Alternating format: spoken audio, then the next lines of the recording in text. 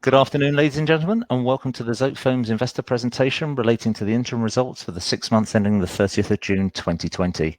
Throughout this presentation, investors will be in listen-only mode. Questions are encouraged and can be submitted at any time via the Q&A tab situated on the right-hand corner of your screen. The company may not be in a position to answer every question it receives during the meeting itself. However, the company will review all questions submitted today and publish responses where it's appropriate to do so. I'd like to also remind you that this presentation is being recorded. Before we begin, we would like to submit the following poll. And I'd now like to hand over to David Stirling, CEO, and Gary McGrath, CFO of ZOTEFOAMS. Good afternoon. Good afternoon, everyone. Thank you for joining the presentation. I will take you through the first overview slides, pass over to Gary, talk about financial, and then come back to you to give a bit more details about some of the markets and business units and our investment programme along with our outlook. So where we'd like to start is on slide 4, and you can see we have titled it COVID-19, really just to give you an overview of what's been happening in the business. A first half which really has been challenging, in common with many companies on the market. We saw a slowdown in particularly in continental Europe in the second half of 2019, and that really continued. Those conditions continued through the first quarter of 2020, and just seeing some interesting signs of recovery when COVID hit, and really the very high levels of uncertainty hit the market, which meant that demand really fell to low levels, and customers not really having any confidence in their markets, reducing inventory, and that destocking by them has meant rapid response times required by us. At the same time, when we've been asked to implement social distancing in our factories, people working from home, etc. So very frantic time for the management team, and I think we have performed very well at that point by initially closing our factories to assess the situation while living from inventory, putting appropriate social distancing measures in the factories. We've got very good IT systems, so a lot of our staff able to work from home.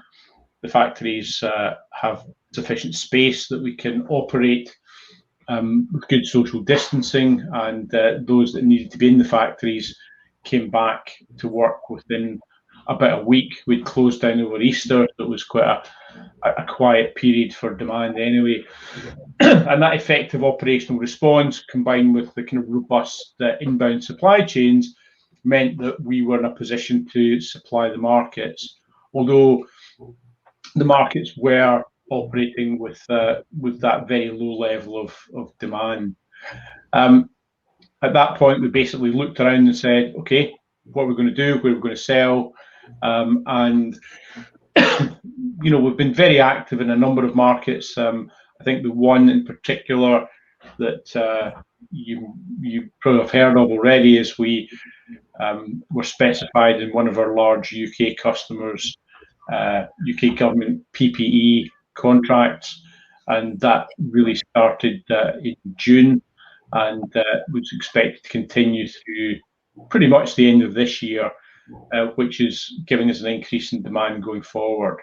So as we think about the business now, we'll run through the first half results in a moment, but actually, given the circumstances, to come out with a profit, to generate more operating cash than previous years, to have all our factories opening, and to have the outlook for a record second half, while managing all that within debt facility levels, I am pleased that that's where we are.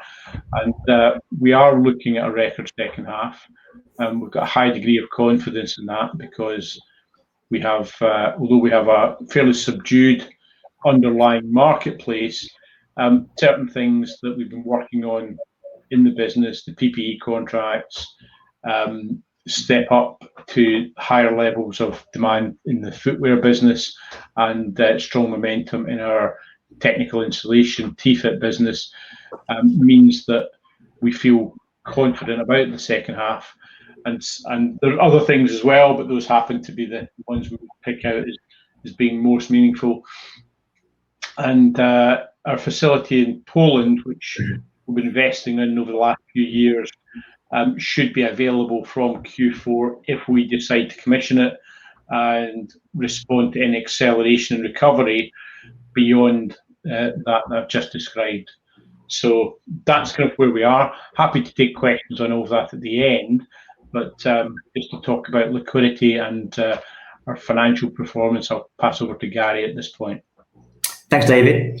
Our interim statement actually is titled "Strong Balance Sheet Foundations for Return to Growth," and the KPIs here we feel help explain what we mean by that.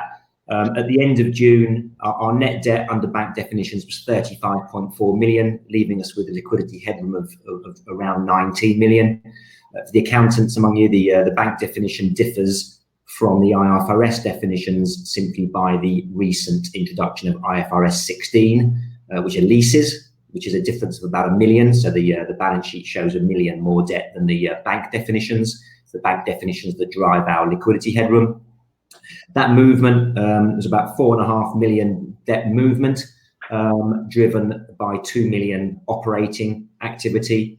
That's an operating cash inflow of 6, as you see, fourth bullet, offset by 7.4 million of capex, a little bit of interest, gave us a 2 million outflow.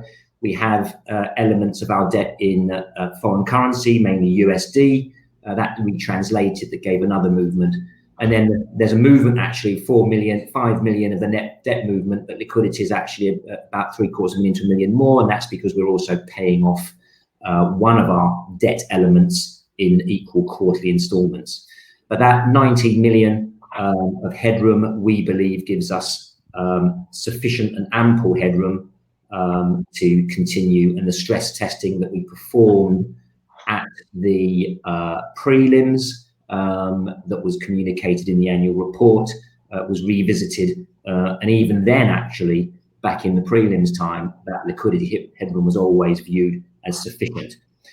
Where there was a slight risk, and we performed a severe but plausible assessment at the prelims, was on our leverage ratio, which is net debt to EBITDA, which was at 3x, and we actually increased it thanks to the support of the banks to 4x for the 12 months to June 30 of this year.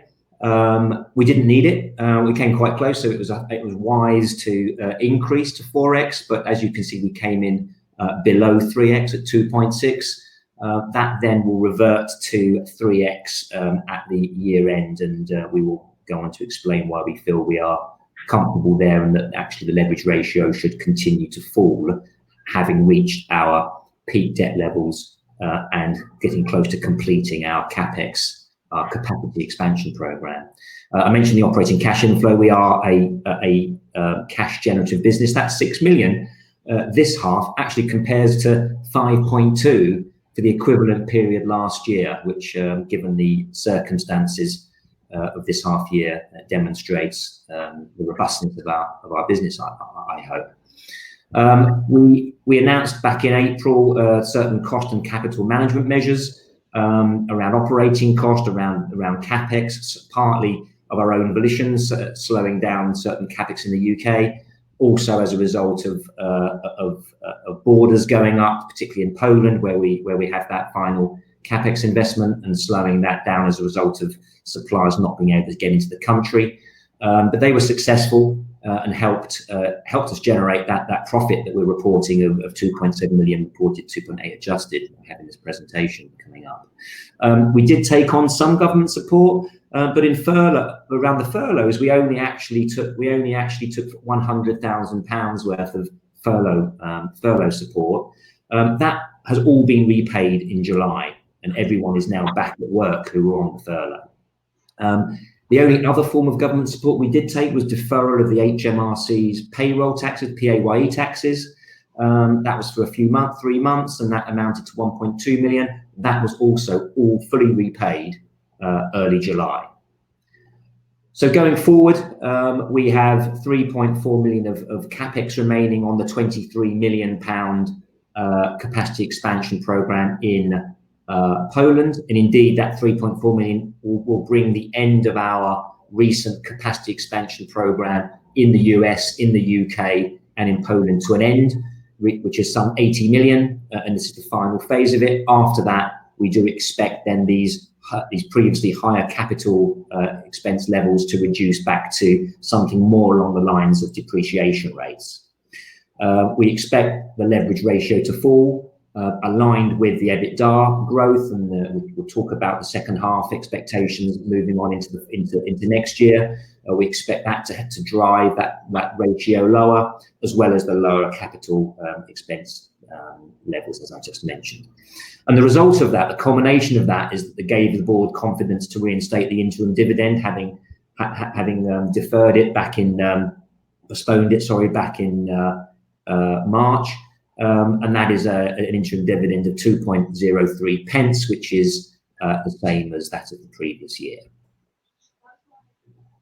I'll pass on to David. Thanks, Gary.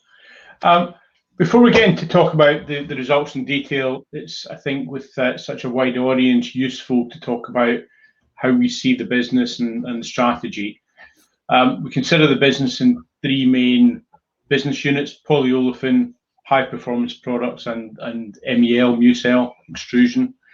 2 of those come from our unique autoclave technology, where we're making foams, or in the case of TIFA insulation, we're using our own materials, our own foams to make a product. And Mucel, we are licensing the technology. This presentation will be available on our website, so if you want to go back and remind yourself of the key markets and the drivers of some of our business, it's all going to be there. But I think just to give you a sense of this is what the business is, and this is where we are when we're describing the business, we think about the business in these key business units. As far as our strategy, we are looking at an organic growth strategy. We can and do consider partnerships or acquisitions, but the reality is that over the past few years, we really have focused on organic growth. We focus in certain markets where we think we've got better technology, and to create those differentiated products and become a market leader. So that is the strategy. It is organic growth in it because of excuse me, where we sit by creating this value added raw material, this foam with unique properties. It can go into a very wide variety of areas, and those areas I think are described here. I think the slides are perhaps a better order to be this one. And we think about, this is 2019 revenue by industry in product protection, transportation, sports, building construction, industrial, etc. You can see a very wide range of different segments. We've tried to group things together, like aviation and automotive and rail, for example. Product protection is a huge variety of things, ranging from tool control to high-end industrial packaging, etc. Sports and leisure tends to be, at the moment, it's a lot of footwear, swimming pool, floats, etc. And if we look at revenue by geography, we can see again a fairly balanced split between Europe, North America, UK, and the rest of the world. So that spread and that in both geographic and industrial allows us, if one area is not performing well, to kind of focus on others and seek out opportunities. And if we look at the first 6 months of this year, we can see the impact of COVID with revenue down 18%. We did manage to keep our margin stable pretty much at that gross margin, just hovering around 35%. A little bit of benefit from raw material prices being lower. We've improved our efficiencies within the factories, better yield on raw materials, less scrap, etc. But effectively, we've got fixed costs in some areas that are unable to be diluted on lower revenue, and that impacted our margin a little bit at the gross level. And despite saving almost £1 million on sales and general admin costs compared to last year, our adjusted profit showed the impact of those lower sales at 2.8 million. Still profitable, still giving an EPS for the half year of 4.73, and we are looking at those key areas for growth that I described earlier. They generated good momentum late in the second quarter. They are expected to continue to operate at these higher levels, and that underpins the significant growth in the second half. So we are pleased to reinstate the interim dividend. I know a lot of people on the call today at these calls really appreciate dividend. As a shareholder, I do too, and pleased that we have repaid the government money, we've reinstated the dividend, and we are running the business with no one currently on furlough, and good, strong operational controls to make sure that we can continue to operate in the face of the sort of COVID situation. Gary, if you can take us through the financial review now. Yeah, sure.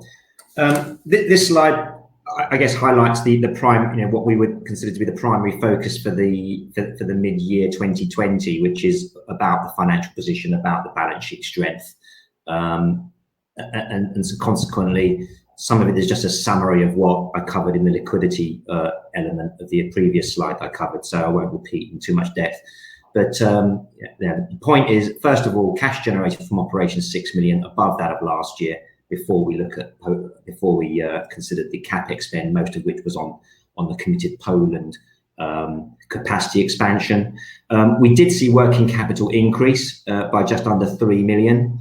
6 million of that is actually related more to the future growth expectation around the record 6 month of the record sales number for the second half that we're seeing, and that really relates to building up our polyolefin foams inventory, ready to support and drive the sales of that PPE opportunity. It relates to footwear polymers being built ready for the second half, further push into the Nike opportunities. It also includes some of the aviation grade products that is a very unique product, and elements of it is made for us specifically. We have to give quite advanced warning to our suppliers to what we need and when we need it, and once there comes a certain point, it's we need to take it. And the shift in aviation, the downturn in aviation that we saw in Q2 was too late to take on to defer some of that inventory. So we've got a little bit more than we would normally expect at the end of June. That will take a little bit longer to use for the aviation business, but it will be used. So it's just a short-term impact. But now all that really reflects the future growth plan. Even on receivables, there was actually 3 million of our receivable movement was actually related to uplifting the US dollar denominated balances. So without that, we actually saw a 4 million decline in receivables, partly, as you would expect, related to the lower sales comparative against last year, but also related to very, very tight and effective creditor or receivable management. And in fact, the month of June, percentage of overdues was the lowest. I've been with the company almost 4 years. It was the lowest receivable overdue percentage that I have reported on since I've been here, and that really reflects some really hard work by the team, but also I think reflects the nature of the business and our customer relationship, where we do provide a unique product that the customers do need and do understand the importance of continuing to pay their debts. So liquidity headroom I mentioned before, 19 million, which we believe to be sufficient for moving forward. And the two covenants that we run, I'll start with the second because that's almost the one that's not really important. It's not important. I actually got the number wrong. It's the EBITDA to net finance charges ratio is actually 30x. June 20. I apologise for that. We have a covenant of 4, so we're way above that. We really don't consider that ever to be or hadn't considered that to be a problem for us. The one that was more of a challenge, as I mentioned, was the leverage covenant. And as I mentioned before, we came out at 2.6. Expect that to drop further in the second half. We easily met the covenant of 4 at June. We are confident that we will meet the covenant of 3 at the end of this year. And why are we confident? Because of the EBITDA increase from the second half revenues, because of the cash generation linked with the lower capital spend compared to what we've maybe more in the more recent history been spending. And so we have confidence moving forward. Moving on to the more detail, just abbreviated accounts, the income statement followed by the balance sheet and cash flows. Group revenue down 18%, as David has mentioned, 23% drop in polyolefins against a fairly tough comparative last year, and 7% down on HPP, partly what really related to phasing as much as anything else. As David said, we were able to maintain a pretty stable gross margin at just under 35%. Again, yeah, raw material benefits did support this, but probably more importantly, it was the ability to variabilize what we would normally expect to see as fixed cost. So direct labour is a reasonable amount of fixed cost within our operation, and we do run an element of that fixed cost, let's say, via agency staff and overtime. And so when you do have reductions in capacity or reductions in demand like we've experienced, we're able to remove those agency costs or agency staff, take out some of the overtime, and effectively have a variable element to our fix, and that's what helped keep that gross margin aligned. When you move down to adjusted operating profits, at 3.3 million, down clearly on the previous year because of the sales, but an additional 1 million of savings generated through SG&A. We announced back in April that we were taking a really close look at all costs that we could, but also the consequences of COVID. It helped us in some way. Clearly, there was little travelling, there were no marketing costs, trade fairs, consulting fees because we weren't having people coming on site. All that sort of thing helped us manage costs. We did not need to, as we've said before, there wasn't a lot of furlough benefit, and we did not need to consider any form of redundancy through this period, and neither do we expect that to continue. Adjusted profit before tax at 2.8 million adjusted, so reported 2.7. Our tax rate pretty standard, generally around the 19%. It was a little bit lower this time last year as a result of previous corrections to prior year estimates. And as David mentioned before, EPS coming out adjusted at 4.73 against a comparative 8.78. Interim dividend being paid of 2.03. If I move on to the balance sheet or statement of financial position, the primary movement on the asset side is, as you would expect, the tangible assets with the investments in our capital expansion programs. That number that's a June comparative. It was 90 million at December, and then you've got the additional impact of the capex in this half. So it's been a considerable movement over the last few years, coming to an end by the end of this year. Net working capital, was not too much up on last year, up to 8%. And in fact, the December 19 number was 35 million. But there's a little bit of movement, as I mentioned before. I talked about the inventory movement increase. I talked about the receivables movement down. So there's a mixed movement within that net working capital number, but fairly in line with December year end.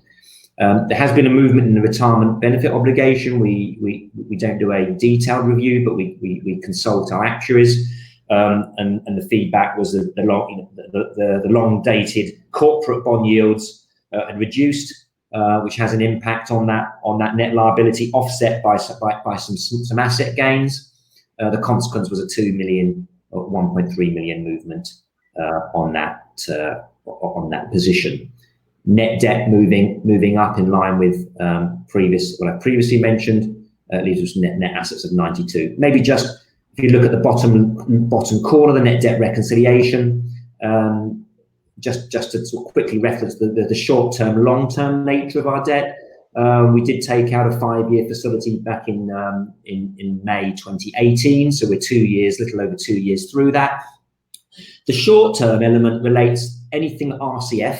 So the facilities we took out were £25 million multi-currency term loan, which is fully drawn down, 25 million of multi-currency RCF, and 7.5 million of a GBP 5-year loan. That one is the one that pays back annually in quarterly equal instalments. So the short-term element relates to any of the RCF we've pulled down. It relates to that 7.5 million that's paying down, as I mentioned, because that's reviewed annually.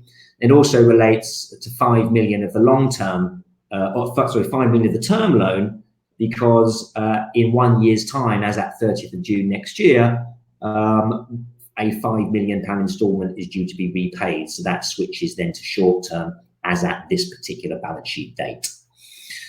Looking at the cash flow, I've mentioned before, if you look at the cash you use generated from operations, 6 million. So despite a difficult first half, it was higher than the generation from the equivalent period last year.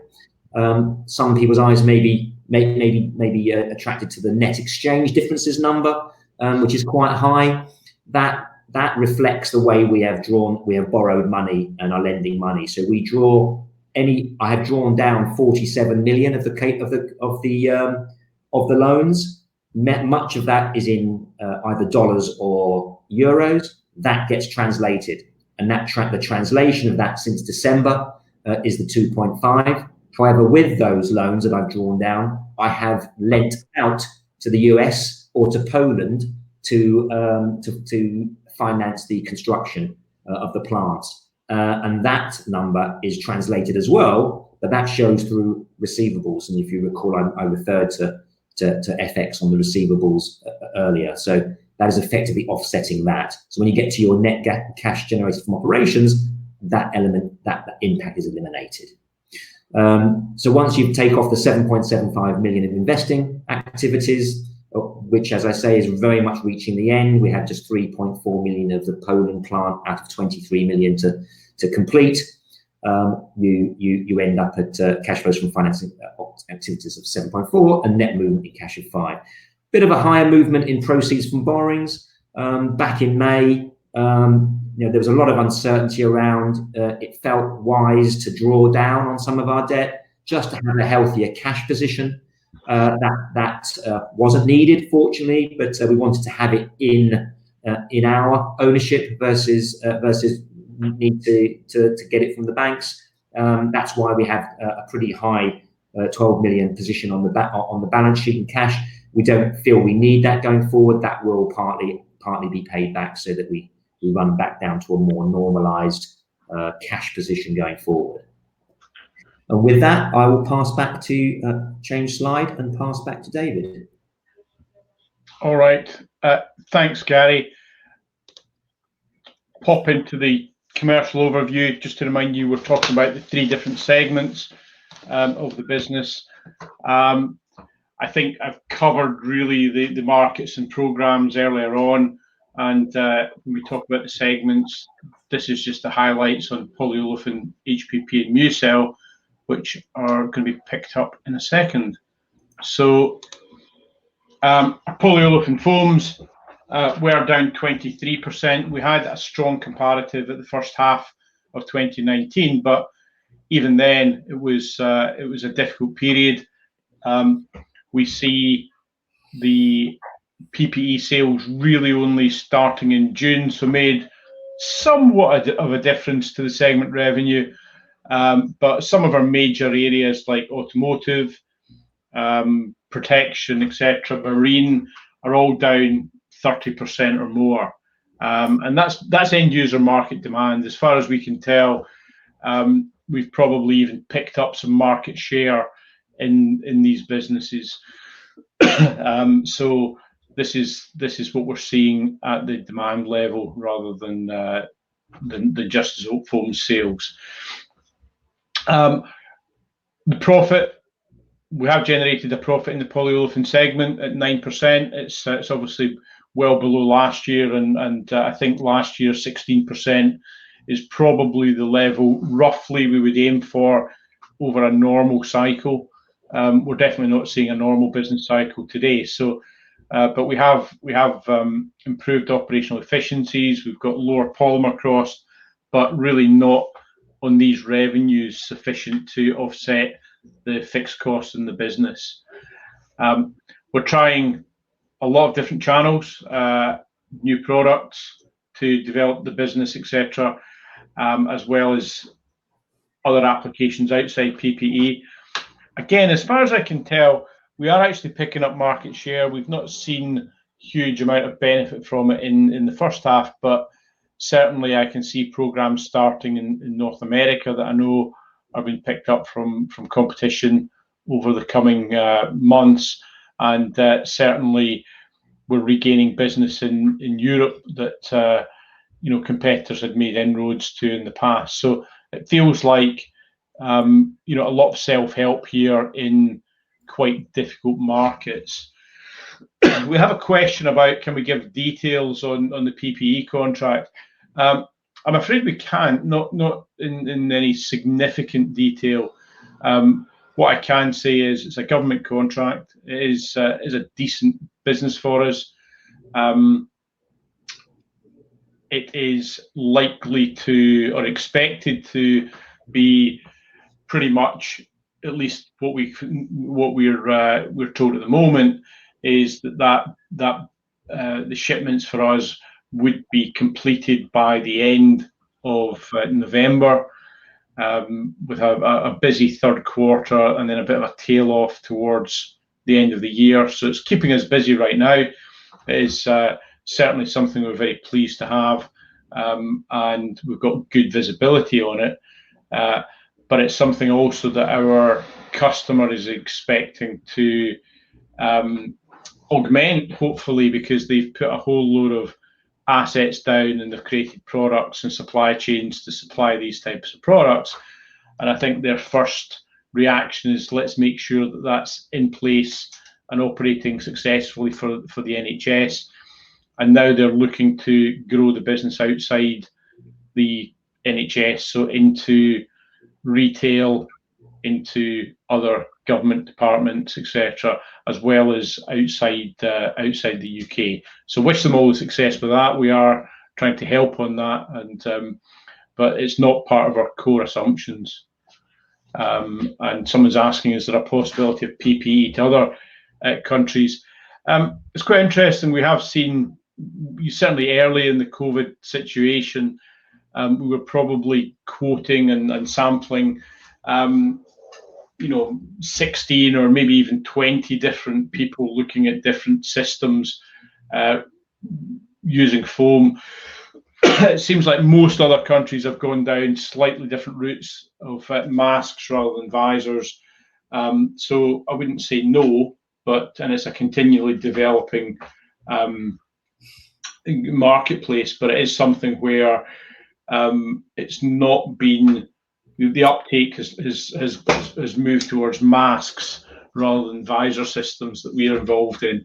And ZOTEFOAMS foams, I think, are an excellent product for the visor systems because they're lightweight, they're comfortable, they can be cleaned, they can be sterilised, unlike a lot of the other foams that have been used out there.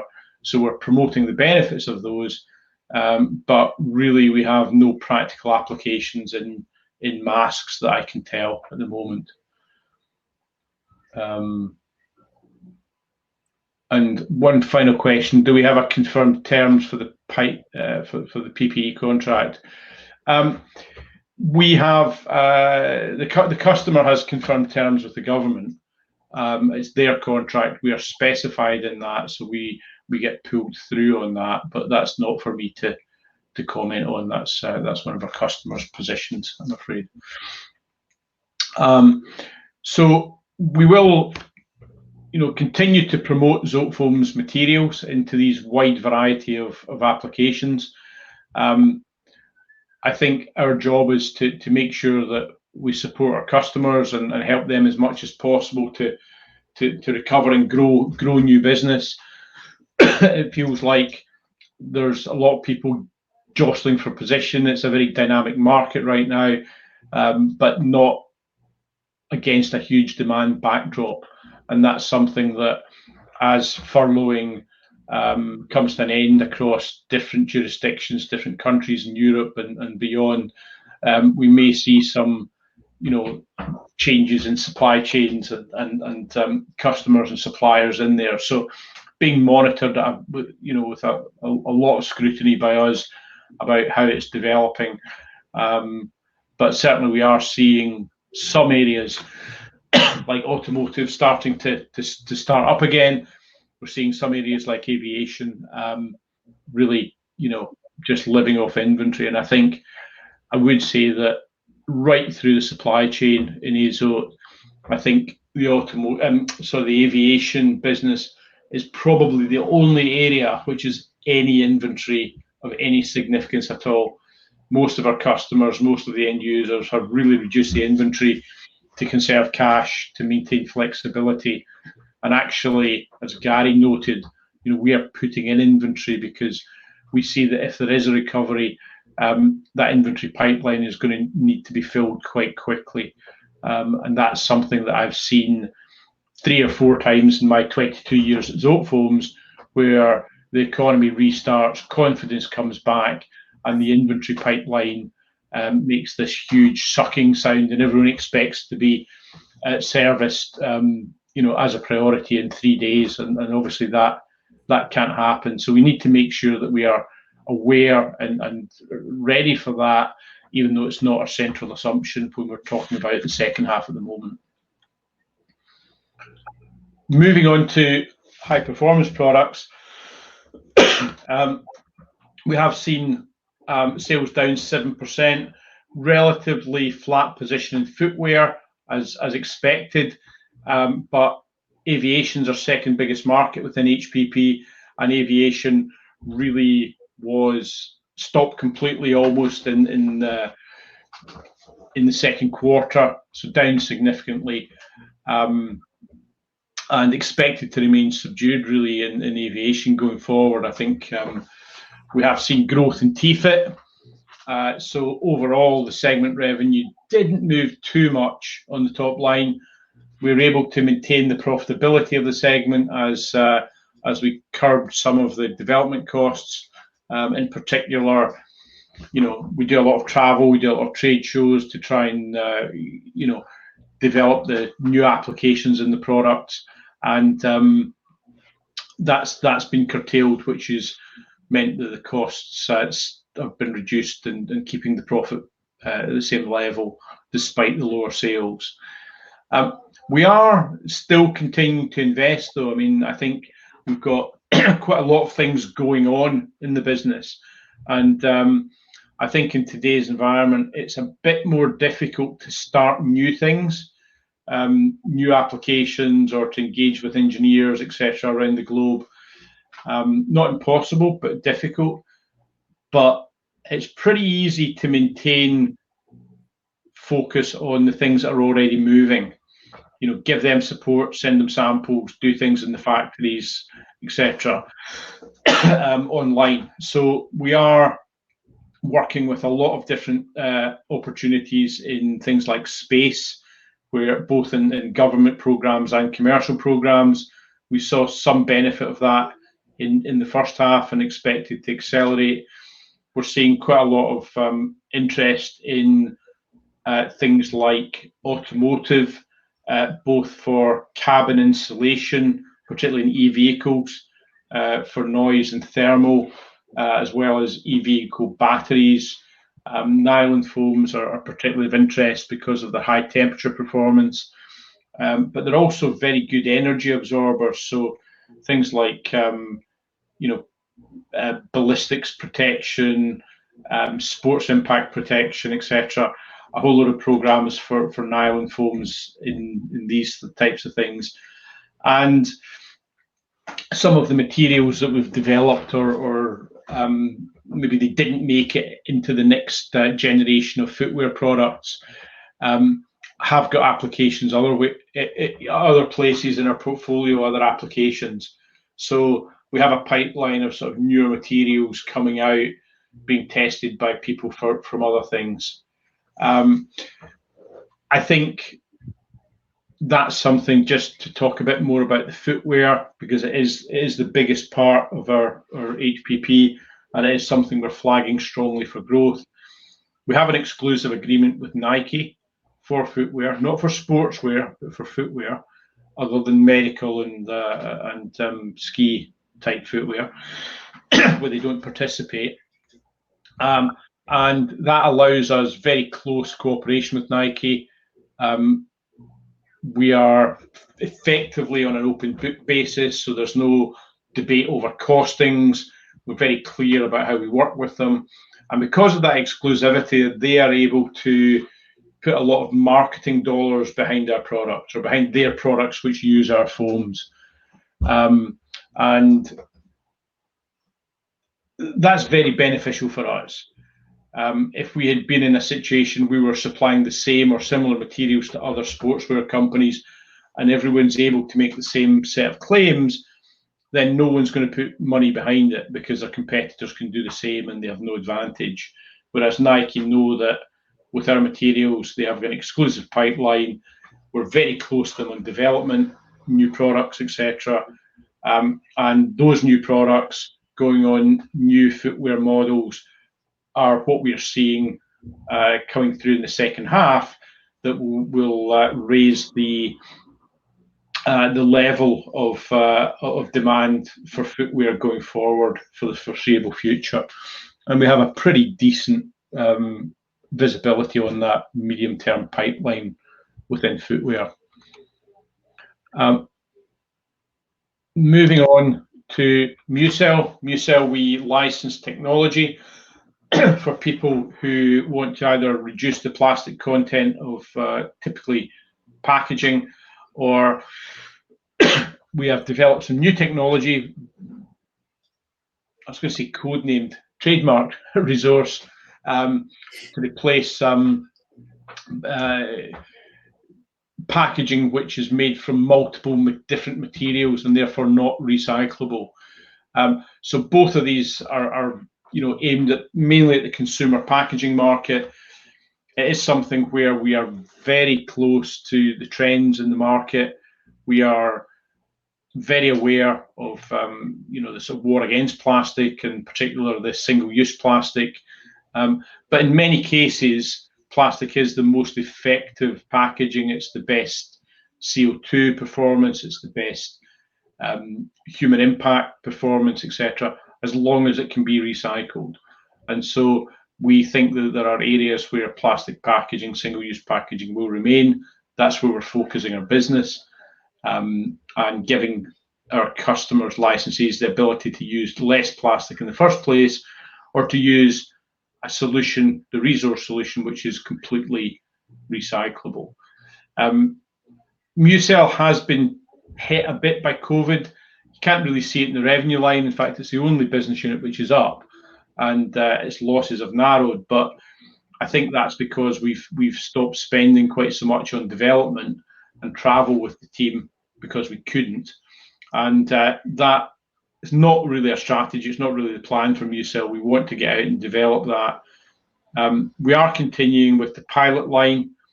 That's about a 1 million investment to give us the ability to make sample products for a whole lot of people who are interested.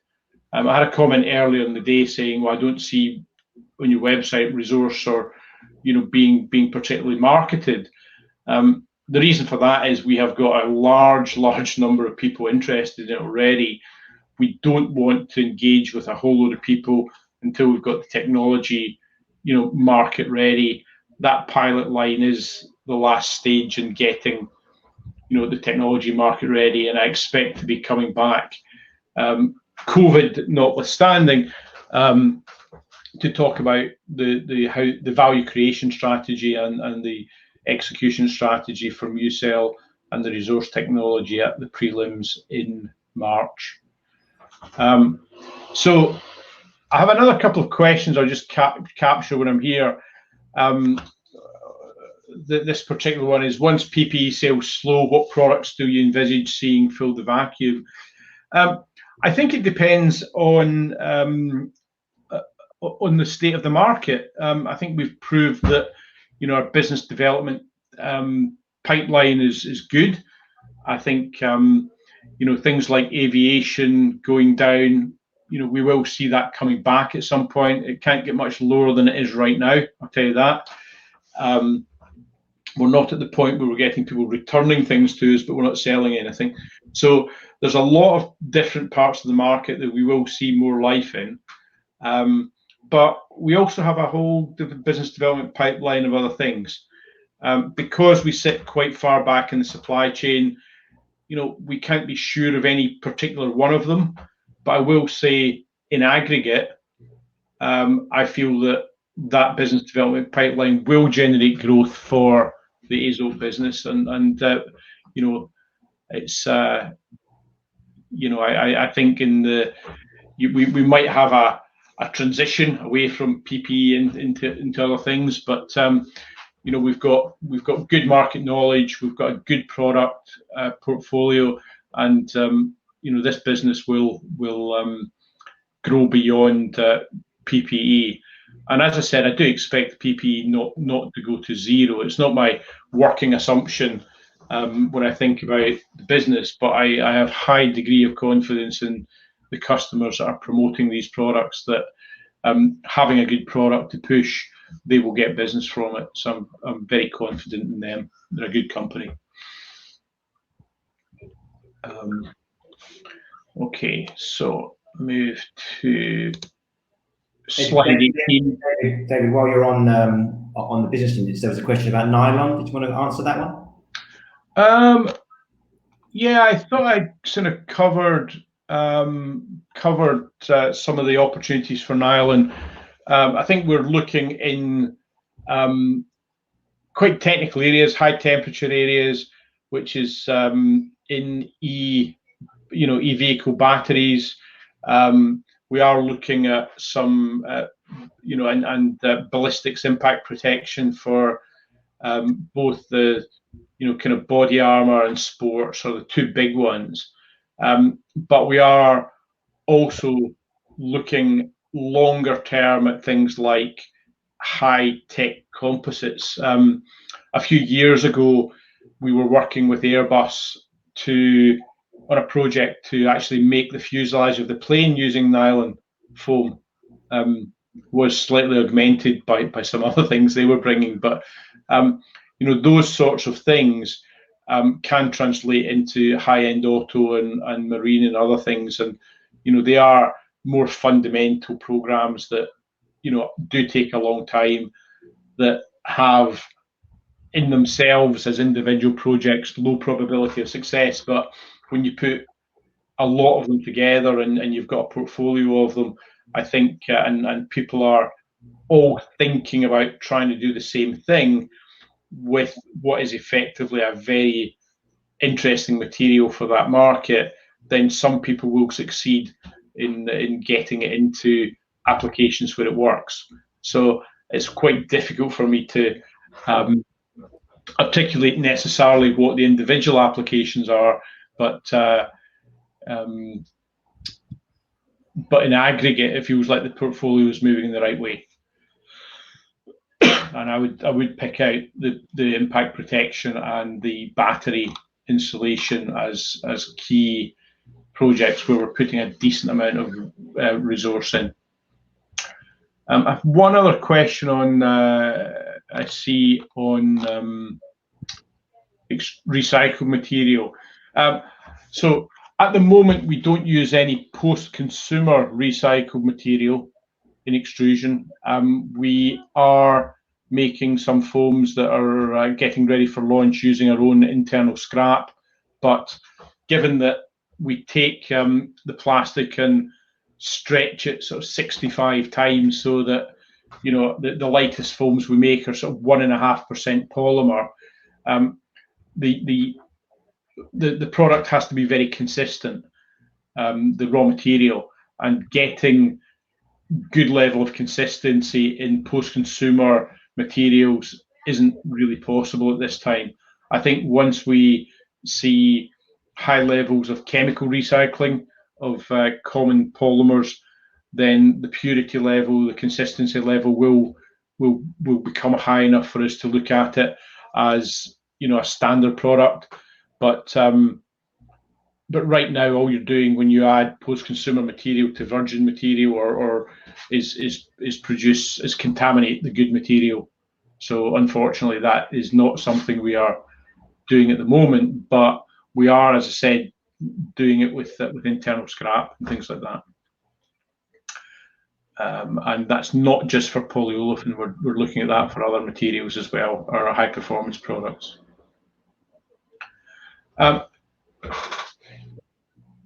Another question is, we spent a lot of cash in the last few years, Poland, etc. Yeah, we have. We've had a 3-year plan to increase capacity.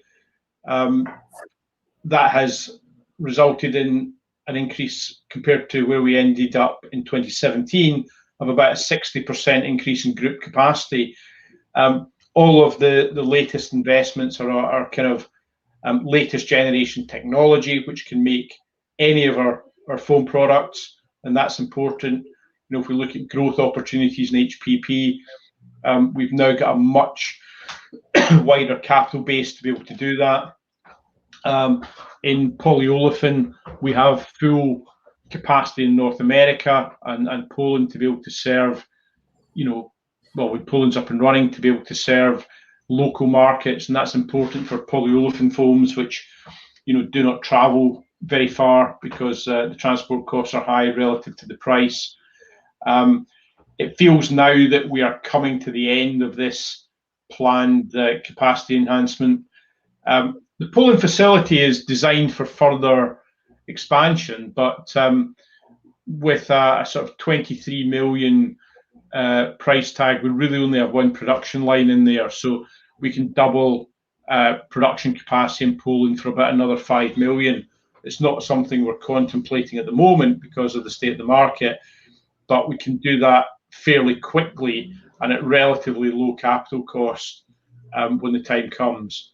So feels like as capital spend falls, our cash generation is good. We get capital back down to around depreciation levels, as Gary said earlier.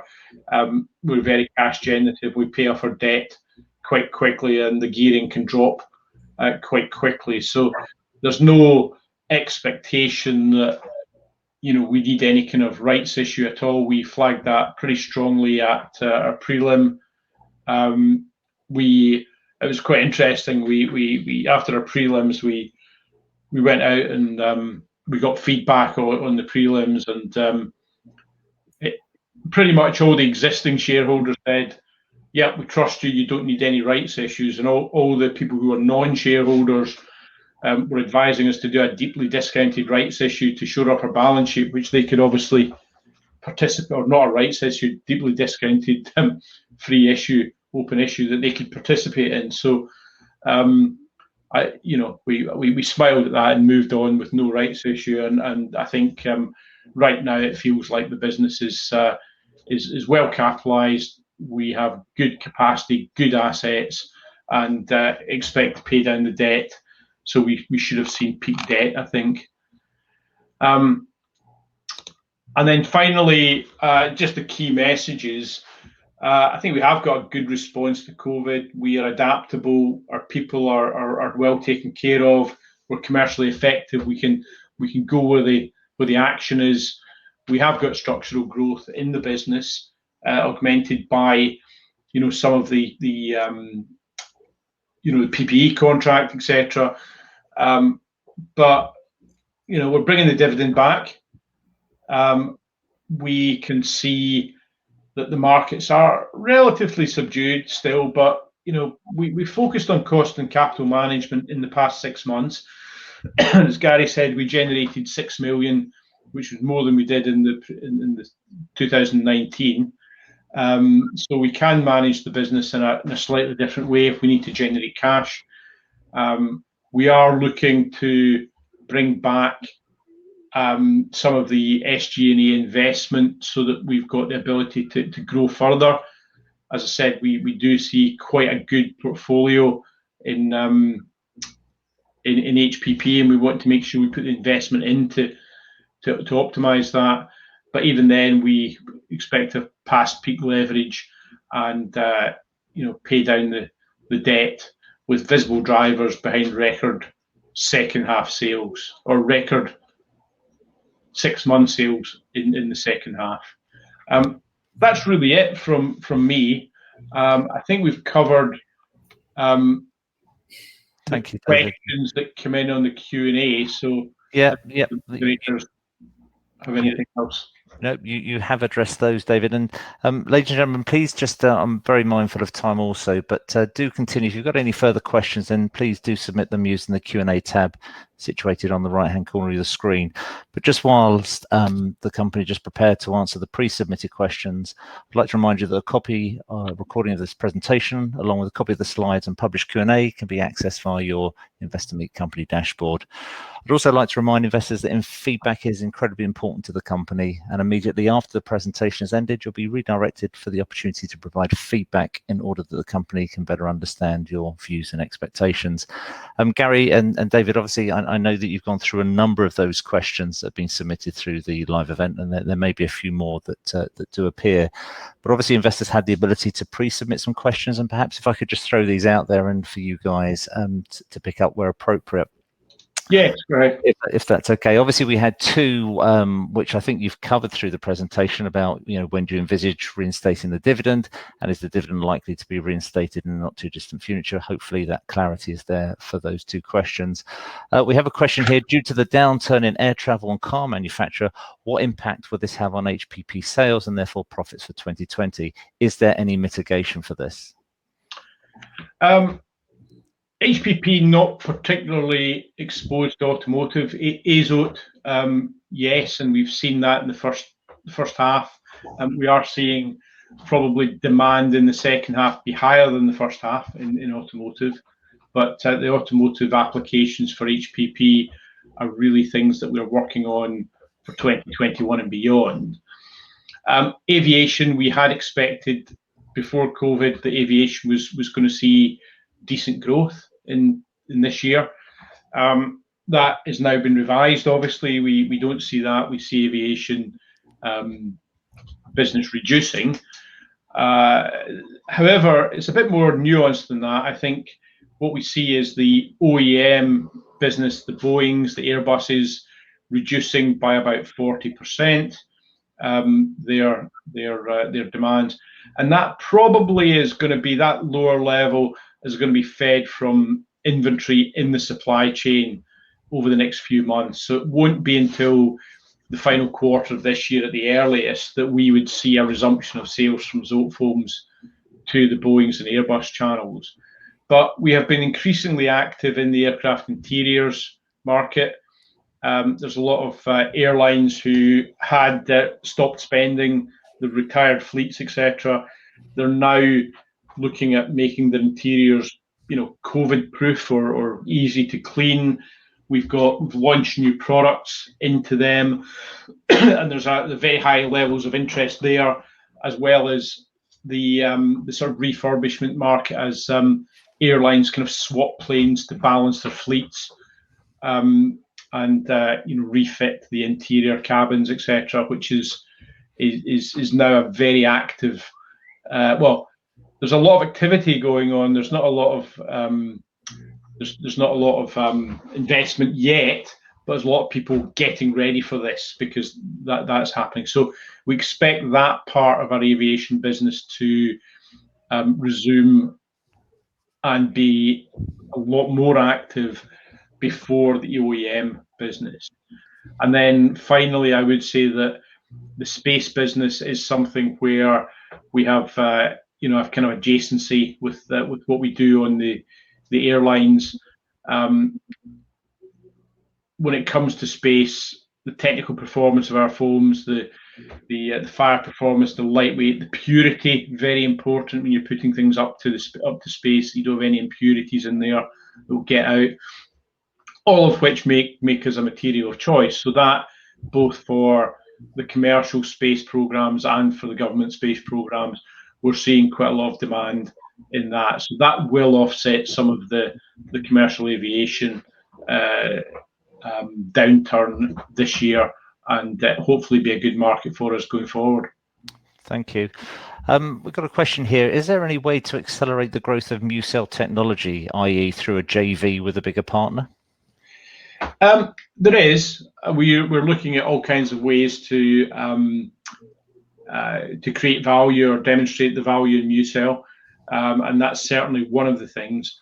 But MuCell have a number of different technologies at different stages of development, and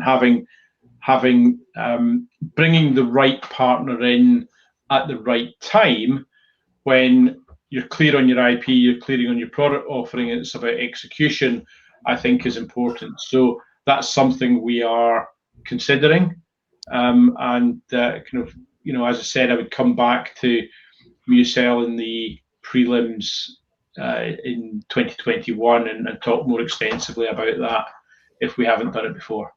Perfect. Just two final questions. The first one being, HPP is an extremely versatile business with uses across many different sectors and applications. Are there any new sectors where you see, or applications where you see HPP being adopted? Well, I think the two big ones are in e-vehicle batteries and space. Space is a bit more advanced at the moment, but e-vehicle batteries or e-vehicles in general, I would say is very interesting. I mean, we are picking up other parts of business elsewhere, like using our fluoropolymers for fire door insulation in government buildings and institutions, things like that in North America. So there are all kinds of like lower level, perhaps not quite as eye-catching opportunities where having 10 of those is very nice indeed. And I don't want to go into the details of all of them, but there's a lot of activity happening in places that you wouldn't necessarily associate with these types of materials. Again, but I would pick out the e-vehicles as something that we are particularly active in. Thank you. And I think the final question, which perhaps leads slightly onto it, can you give a bit of detail about how your products are used by NASA and the European Space Agency? Is this an area for significant growth, which I think you've just touched on? But the answer is no and yes. I mean, unfortunately, almost all the government programs are covered by the regulations that mean that this might be the last time you ever talk to me. If I disclose too much, so I would rather speak to the nice people of IMC in 6 months' time, I hope, than answer that question more fully. Fine. Well, thank you. I think there may be one or two that are in that ream of live Q&A, but as I said previously, obviously we can review all these questions, and if there are any gaps, obviously we can look to fill those in where it's appropriate to do so. I guess I'd just like to hand back to you, David and Gary, just to perhaps wrap up, and then I know that investor feedback is important, and I'll instruct the investors how to provide that. Thank you. Yeah, I think investor feedback really valued. I think we get pretty good feedback from institutions, and it's been difficult to get good feedback from investors outside institutions traditionally. So things like what you think about the dividend, what you think about our general growth strategies, anything else really, very much welcomed. Thank you very much indeed. Share prices performed very well today, so I see that most people on the call are currently shareholders. So I hope that's made your Tuesday evening. Well, listen, thank you very much indeed, Gary and David, for updating investors today, obviously as part of your roadshow. Could I ask investors please not to close this session, as you'll be automatically redirected for the opportunity to provide feedback. If you access this meeting from our platform, the feedback page will appear. However, if you accessed it via the link sent to you by email, you'll be asked to log back in and submit your feedback. But I guess, as the team have said, it would be fantastic if you could provide that. So on behalf of ZOTEFOAMS and Investor Meet Company, I'd like to thank you for attending today's presentation, and that now concludes today's session. Thank you.